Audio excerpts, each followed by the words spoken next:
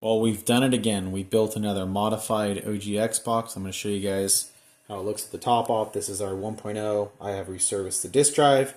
It has a huge 1 terabyte Western Digital hard drive, StarTech adapter, HDMI port, all brand new ID cables. I have replaced and checked all the caps, brand new thermal paste, GPU, everything's been clean. Look how clean that bad boy is. Beautiful. Runs really well. Have the fan turned up. I have a cool aftermarket controller on it. Let me kind of go over the build. Let me actually just go back. So it has about 400 or so games on it. So let me just show you the build here. So we have applications, which you're probably not going to use. But if you want to play online, you do have Insomnia. You could set that up, or I could do it for you for additional charge. I never put any demos on there. Demos don't really make sense. I have my usual suspects, the emulators. All the games are in the ROM folders. It's pretty simple. You go to load up a game, for example, Super Nintendo. All the emulators take a few minutes, like a few seconds to load.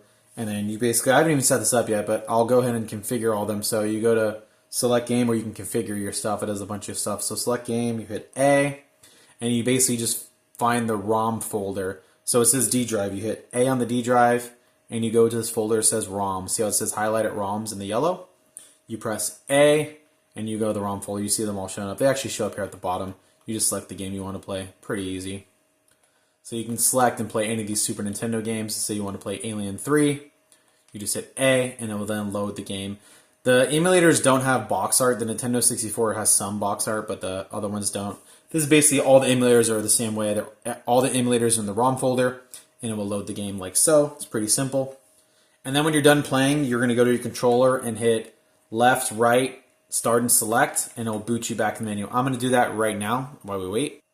All right, we're back. So now those are the emulators. We have the games. This is a really large directory. I'm just going to show you the homebrew real fast.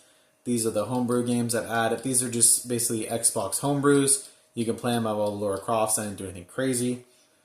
And then the main thing everyone wants is the games. I did a really good job in this game directory.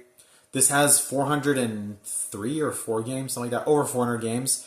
It's going to take a little bit to load because there's so many of the games, but I'm going to go over the game list for you guys to see it.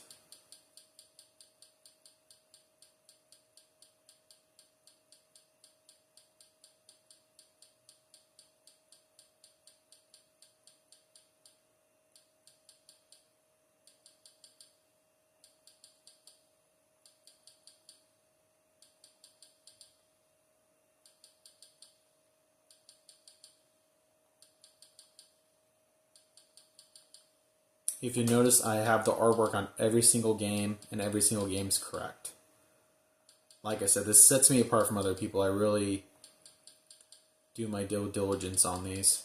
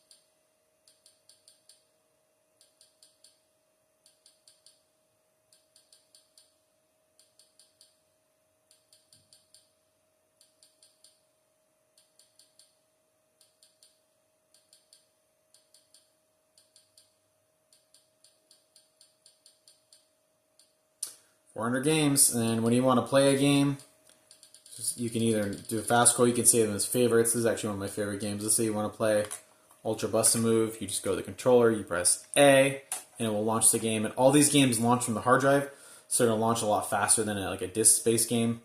This says HDMI, so it'll take a second, and it was just like that. Simple as that. And you can save, this has enough space to save to the hard drive. you just play. Good to go. But this is our Nether. This is a 1.0. It's been resurfaced by me. I've cleaned out everything.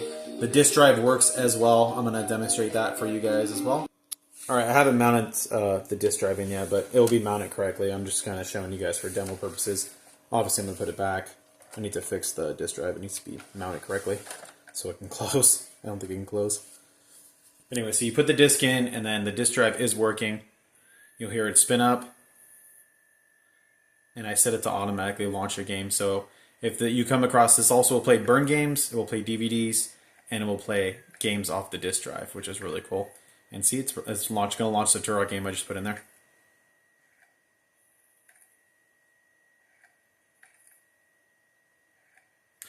So it really is the ultimate Xbox. It plays disk-based games, it plays games off the hard drive, and it's an Xbox that will last you a long time and have a ton of fun with. See how much longer it takes to load up the disc? It takes a little bit longer. This is how we used to have to load games.